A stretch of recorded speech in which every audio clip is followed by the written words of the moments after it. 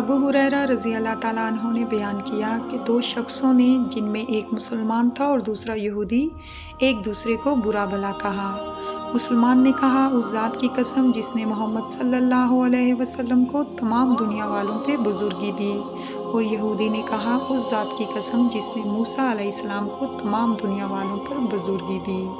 اس پر مسلمان نے ہاتھ اٹھا کر یہودی کے تماچا مارا۔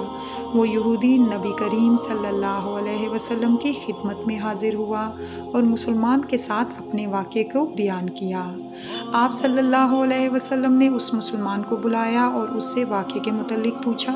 انہوں نے آپ صلی اللہ علیہ وسلم کو اس کی تفصیل بتا دی۔